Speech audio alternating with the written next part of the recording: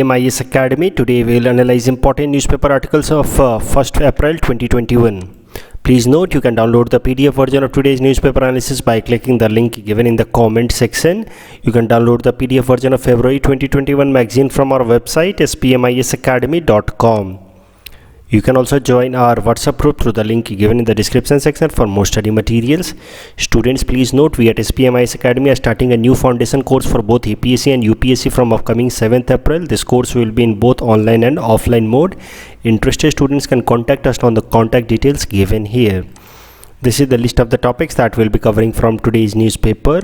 The first article is taken from editorial segment. It is about India-Pakistan trade relations. This topic is important from our syllabus paper 3 international relations point of view.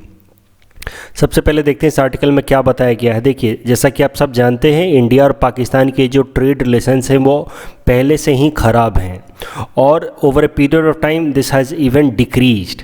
तो देखिए, India और पाकिस्तान के बीच में cultural similarity है, हम इतना long border share करते हैं, तो इस कारण से ट्रेड पोटेंशियल काफ़ी ज़्यादा है इन दोनों कंट्रीज़ के बीच में. लेकिन फिर भी जो ओवरऑल ट्रेड वॉल्यूम है वो काफ़ी मीगर है, काफ़ी कम है. अगर ट्रेड वॉल्यूम की बात की जाए तो या ट्रेड वैल्यू की बात की जाए तो you will find that India और पाकिस्तान के बीच में ट्रेड लगभग $2.5 बिलियन का ही हुआ था इन 2017-18. यहाँ पे आप ये ग्राफ भी देख सकते हैं कि अगर इंडिया पाकिस्तान के ट्रेड की बात की जाए, यहाँ पे इंपोर्ट और एक्सपोर्ट दे रखा है तमाम जो हमारे साउथ एशियन कंट्रीज़ हैं उनके साथ इंडिया का ट्रेड रिलेशंस में. तो आप देखेंगे कि पाकिस्तान के साथ जो हमारा ट्रेड है वो बस भूटान और मालदीव और अफ़गानिस्तान से ही बेहतर है.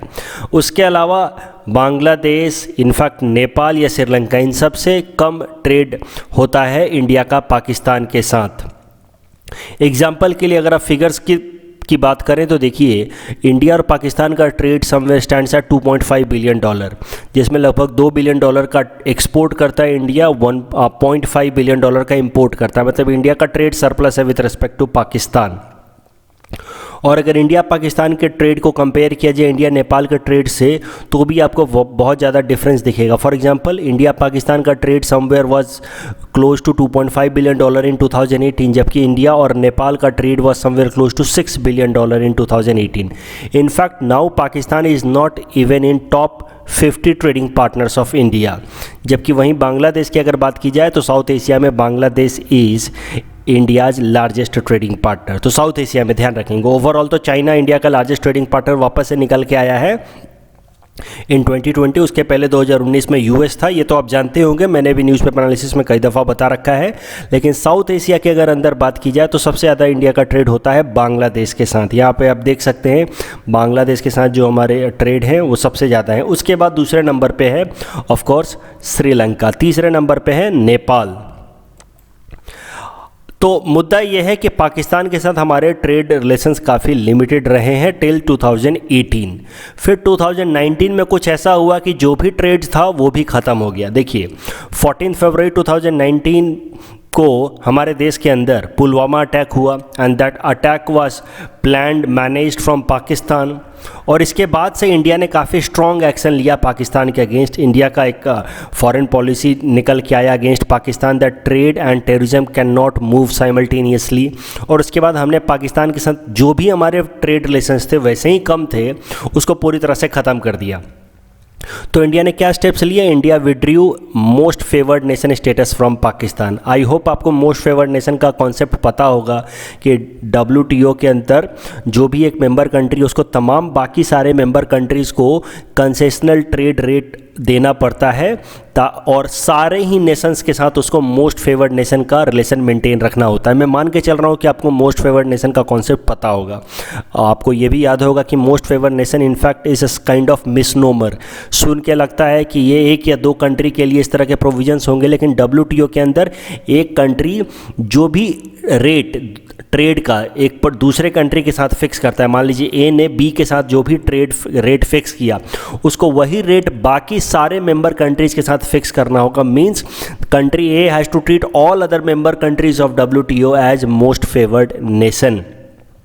लेकिन अगर किसी एक कंट्री को दूसरे कंट्री से सिक्योरिटी थ्रेट है तो उससे फिर वो मोस्ट फेवर्ड नेशन का टैग छीन सकता है, और यही किया इंडिया ने 2019 में। इंडिया ने सिक्योरिटी थ्रेट बताते हुए पाकिस्तान से मोस्ट फेवर्ड नेशन का टैग छीन लिया, जो इंडिया ने इसको 1996 में दिया था। बट पाकिस्तान ने तो कभी भी इंडिया को मोस्ट फेवर्ड नेशन का टैग वैसे भी नहीं दिया था। तो पहला तो स्टेप इंडिया ने ये लिया कि मोस्ट फेवर्ड नेशन का टैग पाकिस्तान से छीन लिया। उसके अलावा जो भी बचा खुचा ट्रेड था उस पर 200% इम्पोर्ट ड्यूटी लगा दी। तो ऑलमोस्ट पाकिस्तान के साथ जो भी ट्रेड था उसको हमने किल कर दिया। और फिर हुआ क्या कि 5 अगस्त 2019 को जब इंडिया ने जम्मू कश्मीर का स्पेशल स्टेटस को सीज कर दिया, guaranteed under article 370 of the Indian constitution, तो फिर पाकिस्तान ने इंडिया के साथ ट्रेड पे पूरी तरह से बैन लगा दिया। An outcome of these events was that India-Pakistan trade came almost to zero। अब देखिए यहाँ पे फिगर देखिए, वैसे ही 2019 के जुलाई तक में ट्रेड काफ़ी कम था, लेकिन उसके बाद से 5 अगस्त 2019 को पाकिस्तान ने तो बैन लगा दिया बिल्कुल, और इंडिया पाकिस्तान का ट्रेड जीरो पे आ गया लगभग। तो अब देखिए यहाँ पे फिगर से भी आपको समझ आ जाएगा कि 2018-19 तक इंडिया का एक्सपोर्ट पाकिस्तान के अंदर लगभग $2 बिलियन का था, इंपोर्ट लगभग $500 मिलियन का था या $0.5 बिलियन का था।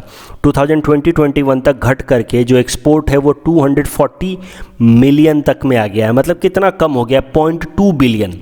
तो 2 बिलियन से 0.2 बिलियन पे आ गया है।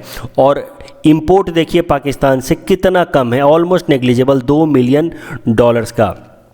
तो मतलब trade with Pakistan has almost come to a standstill या zero after all this events. तो अगर जो PSIR के स्टूडेंट्स हैं, ऑप्शनल स्टूडेंट्स हैं, उनको ध्यान रखना है कि इंडिया और पाकिस्तान के जो रिलेशंस हैं वो नियो लिबरल फॉर्मेट में ना एक्सप्लेन होकर के ये पूरी तरह से क्लासिकल लिबरल फॉर्मेट में एक्सप्लेन होते हैं। इंडिया और पाकिस्तान रिलेशंस में ट्रेड का कोई भी इम्पैक्ट नहीं होता है, या ट्रेड पोटेंशियल का कोई भी इम्पैक्ट नहीं है इंडिया पाकिस्तान के फॉरेन रिलेशंस को डिटरमाइन करने में। तो ये चीज़ें आपको ध्यान में रखनी है, और एग्जाम में आपको लिखना है कि India Pakistan relations could be explained in A classical realist format. ये बस PSIR ऑप्शनल स्टूडेंट्स के लिए, GS में ये सब बातें आपको नहीं लिखनी है। अब एक बार जरा सा मोटा मोटा ये भी ध्यान रखो कि क्या क्या चीज़ें वैसे हम पाकिस्तान से खरीदते या बेचते हैं नॉर्मल सर्कमस्टांसेस में। तो इंडिया पाकिस्तान को कॉटन एक्सपोर्ट करता है, ऑर्गेनिक केमिकल्स एक्सपोर्ट करता है, न्यूक्लियर रिएक्टर्स, बॉयलर्स एक्सपोर्ट करता है, जबकि इंपोर्ट हम पाकिस्तान से करते हैं मिनरल फ्यूल एंड ऑयल्स। उसके अलावा edible fruits and nuts, salt, sulphur, ये सब चीज़ें हम लोग पाकिस्तान से इंपोर्ट करते रहे हैं। लेकिन अब ये सब चीज़ें भी लगभग पूरी तरह से ख़त्म हो गई हैं। अभी करंट न्यूज़ क्या है, तो देखिए आप सबको तो पता है कि पाकिस्तान के प्रधानमंत्री और उसके बाद उनके आर्मी जनरल कमर बाजवा ने एक पीस प्रोसेस इनिशिएट किया था इंडिया के साथ, while participating in Islamabad peace और डायलॉग प्रोसेस। तो वहाँ पे दोनों ने कहा कि इंडिया के साथ वो पीस प्रोसेस इनिशिएट करना चाहते हैं और ट्रेड टाइज को नॉर्मलाइज करना चाहते हैं। अब ये पीस इनिशिएटिव के पीछे जो मेन कारण है वो है पाकिस्तान की इकोनॉमी की बुरी हालत। Pakistan's economy is on the verge of collapsing and the government wants to revive it at any cost. और यही कारण है कि उनके आर्मी जनरल और प्राइम मिनिस्टर अब दोनों सिंक में बात कर रहे हैं और बात कर रहे हैं कि इंडिया के साथ संबंध सुधारने की ज़रूरत है। उनकी इमीडिएट रिक्वायरमेंट क्या है वो भी समझते हैं। देखिए, immediately they want to import cotton from India, क्योंकि उनकी जो कॉटन इंडस्ट्रीज़ हैं वो रॉ मटेरियल्स के अभाव में लगभग बंद होने की कगार पे आ गई हैं। उसके अलावा वहाँ पे डोमेस्टिक मार्केट में उनके शुगर की शॉर्टेज हो गई है बहुत ज़्यादा, और इस कारण से इन्फ्लेशन बहुत ज़्यादा बढ़ गया उनके डोमेस्टिक मार्केट में। और ये कारण है कि Pakistan is looking towards India for import of sugar केन।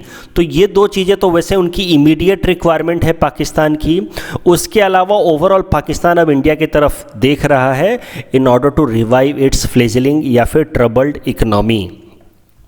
लेकिन इंडिया की तरफ से अभी कोई भी रेसिप्रोकेटिंग एक्शन लिया नहीं गया है। इंडिया ने कुछ भी इस तरह का पॉजिटिव रिस्पॉन्स दिया नहीं है।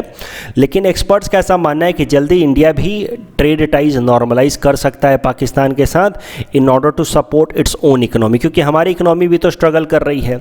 तो पाकिस्तान के साथ ट्रेड करके हम अपनी इकोनॉमी को थोड़ा स्ट्रेंथन कर सकते हैं। इस टॉपिक के बेसिस पे हमने आपको ये प्रैक्टिस क्वेश्चन दे रखा है। This question was asked in UPSC prelims 2020।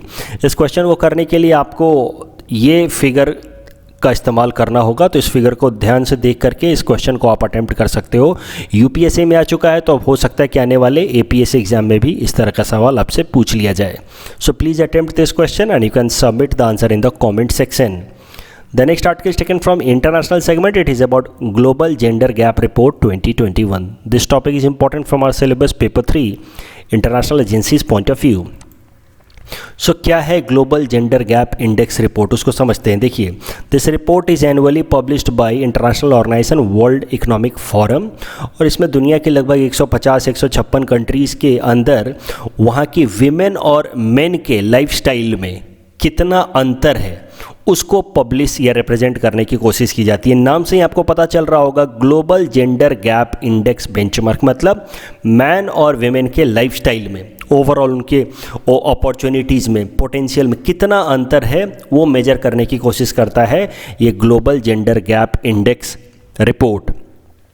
इसमें 4 इंडिकेटर्स देखे जाते हैं। इकोनॉमिक पार्टिसिपेशन एंड अपॉर्चुनिटी, मतलब विमेन कितना पार्टिसिपेट कर रही हैं इकोनॉमिक अपॉर्चुनिटीज़ में। एजुकेशनल अटेनमेंट, विमेन का एजुकेशन लेवल कितना है, मैन का एजुकेशन लेवल कितना है। हेल्थ एंड सर्वाइवल, तो विमेन के लिए कितनी हेल्थ अपॉर्चुनिटीज़ हैं, उनकी सर्वाइवल के चांसेस कितने ज़्यादा हैं और मैन की कितनी ज़्यादा है। पॉलिटिकल एम्पावरमेंट, यानी कि पॉलिटिकल अपॉर्चुनिटीज़ विमेन के पास कितनी है और मैन के पास कितनी है। तो ये 4 पैरामीटर्स के बेसिस पे ओवरऑल मैन की एक लाइफस्टाइल निकाली जाती है और विमेन की लाइफस्टाइल निकाली जाती है, और देखा जाता है कि दोनों में कितना अंतर है। अगर अंतर 0 है तो उस कंट्री का स्कोर होगा 1, यानी कि मैन के लाइफ में और विमेन के लाइफ में अंतर अगर 0 है तो माना जाएगा कि देयर इज़ कंप्लीट इक्वालिटी, और उस कंट्री का ग्लोबल जेंडर गैप इंडेक्स होगा 1। तो ध्यान से समझिए, जो ग्लोबल जेंडर गैप इंडेक्स है वो स्कोर वैरी करती है फ्रॉम 0 to 1। अगर 0 स्कोर आ जाता है मान लीजिए, तो that country will have complete और हाईएस्ट लेवल ऑफ इनइक्वालिटी, जो प्रैक्टिकली पॉसिबल नहीं है। विमेन की कुछ तो एम्पावरमेंट होगी। और अगर उस कंट्री के अंदर 1 आ जाता है स्कोर उस कंट्री का under global gender gap index, तो मतलब उस कंट्री के अंदर कोई भी इनइक्वालिटी नहीं है, man and women are treated equally. Example के लिए समझिए, जैसे देखिए टॉप पे global gender gap index report 2021 में टॉप पे आया है आइसलैंड। वैसे हर साल ये टॉप पे ही आता है और इसका स्कोर है 0.892। इसका मतलब यह है कि मैन की अगर लाइफस्टाइल 100% है तो विमेन की लाइफस्टाइल लगभग 89% के आसपास, 89.2% है। मतलब मैन और विमेन के लाइफस्टाइल के बीच में लगभग 11% का अंतर है। तो ये सारी चीज़ें जो हैं, ये 4 पैरामीटर्स जो हैं वो विमेन को भी अवेलेबल हैं, लेकिन बस 11% कम है। जैसे जैसे स्कोर कम होता जाएगा उसका समझिए कि डिफरेंस या गैप बढ़ता जा रहा है। तो अगर इंडिया की बात की जाए तो इंडिया का स्कोर है 62.5%, यानी कि जो मैन के पास अपॉर्चुनिटीज़ हैं उसका बस 62.5% अपॉर्चुनिटीज़ वीमेन के पास है हमारे देश के अंदर। तो इंडिया का अगर स्कोर डेसिमल्स में बात की जाए तो वो है 0.625 और परसेंट में बात किया जाए तो 62.5। अगर इंडिया की ओवरऑल रैंकिंग की बात की जाए तो इंडिया की रैंक बहुत ख़राब है। Out of 156 countries India has been ranked at 140, मतलब दुनिया के लगभग सबसे पिछड़े देशों में से एक हम हैं as far as gender inequality is concerned. हमारे देश में जेंडर इनइक्वालिटी बहुत ज़्यादा है और हमारी रैंक इस पर्टिकुलर ईयर 2020-21 में और भी ज़्यादा ख़राब हुई है, क्योंकि लास्ट ईयर की अगर रैंकिंग देखी जाए तो out of 153 countries India was placed at 112, तो वो फिर भी बेहतर था। लेकिन this year out of 156 country India has been placed at 140। अगर हम साउथ एशिया के अंदर ही बात करें तो इंडिया बस अफगानिस्तान और पाकिस्तान से बेहतर है as far as gap between men and women in Indian society is concern. Pakistan और अफगानिस्तान से हमारा स्कोर बेहतर है, लेकिन हम बाकी भूटान, मालदीव, श्रीलंका जैसे कंट्री से भी पीछे हैं। साउथ एशिया में बांग्लादेश सबसे ऊपर है। अगर इंडिया के अंदर जो 4 पैरामीटर्स हैं उनमें से भी बात की जाए कि कौन से पैरामीटर में सबसे खराब परफॉर्मेंस रहा है, तो वो है पॉलिटिकल एम्पावरमेंट वाला पैरामीटर। इसमें परफॉर्मेंस इंडिया का सबसे खराब रहा है। The next article is taken from Science and Technology segment. It is about asteroid Apophis. This topic is important from our syllabus paper 4 Science and Technology point of view. क्या है asteroid Apophis, इसको समझते हैं। देखिए, इस asteroid को NASA ने, जो अमेरिका की स्पेस एजेंसी है, उसने डिस्कवर किया था इन द ईयर 2004। इसका नाम रखा गया था Apophis. Apophis is an Egyptian God known for chaos and darkness. 2004 में जब नासा ने इसको डिस्कवर किया था तो नासा ने इसको बोला था कि ये आने वाले टाइम में अर्थ के लिए सबसे बड़ा थ्रेट बन के निकलेगा।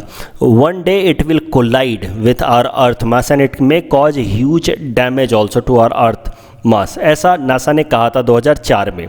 इसकी जो साइज है वो लगभग 340 मीटर के आसपास है क्रॉस सेक्शनली, मतलब अगर डायमेट्रिकली इसकी लेंथ देखी जाए तो इसकी लेंथ लगभग 340 मीटर के आसपास है। लगभग उतनी ही लंबाई है इसकी जितनी लंबाई का वो शिप था एवर गिवन जो सुएज कनाल में फंस गया था। तो इस लंबाई का है, या फिर दूसरे तरीके से कहें तो इसकी आईफिल टावर के लंबाई के बराबर की इसकी विड्थ है।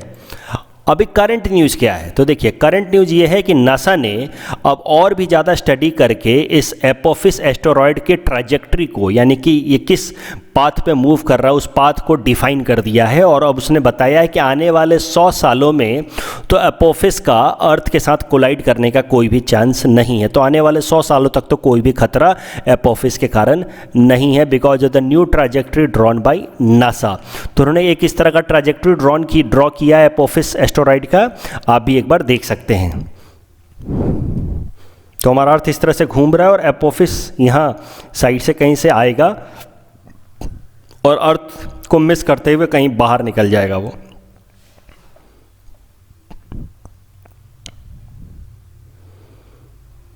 तो ये ट्रैजेक्टरी नासा ने बनाया है एपोफिस के लिए, और आने वाले टाइम में अब नासा ने कहा है कि Apophis is not going to be a threat for our earth.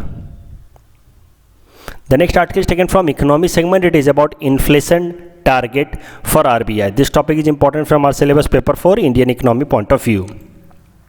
So देखिए बैकग्राउंड देख लेते हैं पहले इस आर्टिकल का। आप सबको तो पता ही होगा कि आरबीआई और भारत सरकार के बीच में एक अग्रीमेंट साइन हुआ था, उसको कहते हैं हम monetary policy framework agreement. This agreement was signed in 2015 और इस अग्रीमेंट के हिसाब से आरबीआई को काम दिया गया था कि उनका मेन काम होगा सीपीआई इंडेक्स्ड इन्फ्लेशन को एक पर्टिकुलर रेंज में रखना। That range was defined as 4 ± 2%, मतलब मिनिमम लिमिट 2%, मैक्सिमम लिमिट 6%। ये सब तो आप जानते ही होंगे।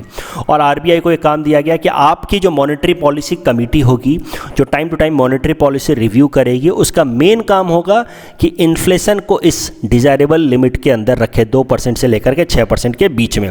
That was decided according to this monetary policy framework agreement between RBI and the government of India, and the content of this agreement was also inserted in RBI act of 1934 by amending it. तो क्या था इसमें, कुछ important points देख लेते हैं। जैसा कि मैंने बताया, आरबीआई को टारगेट दिया गया था सीपीआई इन्फ्लेशन 4 ± 2%, यानी कि लोअर लिमिट 2%, अपर लिमिट 6%। उसके अलावा ये भी कहा गया था कि अगर 3 सक्सेसिव क्वार्टर तक आरबीआई फेल कर जाती है in keeping CPI based inflation in the desirable range, then it will have to produce a report in front of the government explaining the reason behind its failure and also suggesting the measures that it is taking in order to bring back inflation into the desirable range. तो 3 quarter, ये याद रखना, यहाँ पे भी हो सकता है सवाल बन जाए।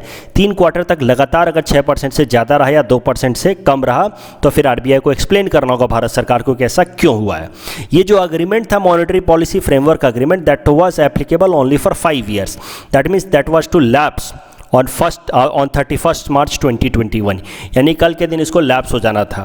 तो और करंट न्यूज़ ये है कि अब भारत सरकार ने कहा है आरबीआई को कि यही टारगेट कंटिन्यू होगा फॉर नेक्स्ट 5 years, यानी कि 2026 तक आरबीआई के लिए यही टारगेट होगा और यही सब गोल्स होंगे कि सीपीआई बेस्ड इन्फ्लेशन को 2% से 6% तक के बीच में रखना है by the monetary policy committee through it's successive monetary policy review. तो बड़ा सिंपल सा न्यूज़ है कि जो मॉनेटरी पॉलिसी फ्रेमवर्क अग्रीमेंट के बाकी सारे कंटेंट को वही रखा है, बस ये जो अग्रीमेंट 2021 में लैप्स हो रहा था ऑन 31 मार्च 2021, इसको 5 साल के लिए और एक्सटेंड कर दिया गया है। In our segment, most probable prelims topic for upcoming UPSC 2021, today we'll cover topic number 1 to 5. Topic number 1 is about RCEP. So RCEP के लिए पहले आसियान को समझ लेते हैं। ASEAN is a group of 10 countries including Brunei, Cambodia, Indonesia, Laos, Malaysia, Myanmar, Philippines, Singapore, Thailand and Vietnam. ASEAN has a free trade agreement with China, Japan, south Korea, India, Australia, New Zealand. ASEAN +6 countries को हम RCEP भी कहते रहे हैं। That was a proposed largest free trade block. उसमें से फिर India pulled out of RCEP इन 2019, ये तो आप जानते ही होंगे। तो now RCEP has only 15 members, that is ASEAN plus China, Japan, Republic of Korea, Australia and New Zealand. Please attempt this question based on topic number first. Topic number second is about Jet Zero Council. Boris Johnson, who is UK's Prime Minister, launched new Jet Zero Council to tackle aviation emission as a part of £350 million plan to step up efforts to tackle climate change. इसमें होगा क्या? In Jet Zero Council will bring together governments, environment sector and aviation and aerospace industry experts to work together in an ambition of first ever zero emission long haul passenger plane. तो लंबी distance वाला passenger plane develop किया जाएगा जिसमें overall zero emission हो, मतलब कुछ emission करे तो साथ ही साथ सेक्वेस्टरेशन भी करता जाए। इस पर्पस से ये जेट जीरो काउंसिल बनाया है यूके के प्राइम मिनिस्टर बोरिस जॉनसन ने। Please attempt this question based on topic number 2. Topic number 3 is about definition of minor forest produce.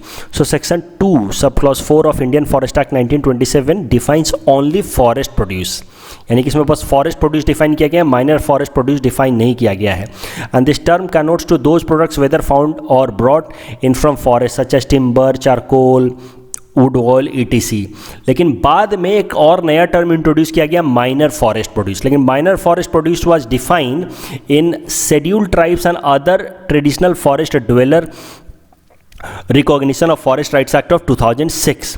तो फॉरेस्ट एक्ट में डिफाइन किया गया फॉरेस्ट प्रोड्यूस, बाद में इस कानून में बताया गया minor forest produce. Minor forest produce के अंदर वो तमाम चीज़ें जो नॉन टिम्बर प्रोड्यूस हैं उनको माइनर फॉरेस्ट प्रोड्यूस में डाला गया, जैसे कि हनी वगैरह, ये लीव्स वगैरह, उनको माइनर फॉरेस्ट प्रोड्यूस में डाला गया.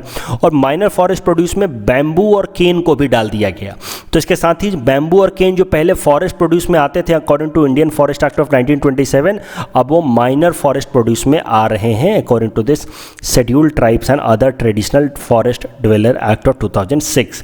Please attempt this question based on topic number 3. देखिए, आपको अब अंतर लग रहा होगा, जो मैं APSC के सवाल दे रहा था और जो UPSC के सवाल दे रहा हूँ, उन दो में थोड़ा अंतर आपको लग रहा होगा. यहाँ पे थोड़े टफ सवाल आएंगे ही नेचुरली, क्योंकि UPSC में टफ सवाल ही आता है. तो इसी तरह के सवाल आएंगे. ज़्यादातर मैं आपको प्रैक्टिस क्वेश्चन भी इसी तरह का दूंगा, स्टेटमेंट बेस्ड क्वेश्चंस. तो अब अगर आप UPSC को टारगेट करना है तो आपको इस तरह के क्वेश्चन अटेम्प्ट करने ही होंगे. Topic number 4 is about essential commodities amendment ordinance 2020. Last year ये ऑर्डिनेंस लाया गया था, आपको पता होगा. The act empowers the central government to control the production, supply, distribution, trade and commerce in certain commodities. This ordinance seeks to increase competition in agriculture sector and enhance farmers income. The ordinance provides that the central government may regulate the supply of certain food items only under extra ordinary circumstances.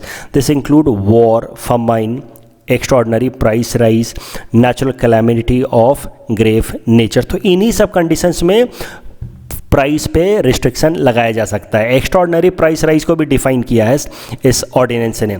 100% increase in retail price of horticultural produce और 50% increase in the retail price of non perishable agricultural food items. The increase will be calculated over the price prevailing immediately preceding 12 months. The stock limit will not be applicable on PDS and targeted PDS. तो जो भी भारत सरकार की schemes हैं जैसे national food security act या अंत्योदय अन्न योजना, उसके लिए जो स्टॉकिंग की जा रही है उसको इस कानून के अंतर्गत स्टॉकिंग में काउंट नहीं किया जाएगा.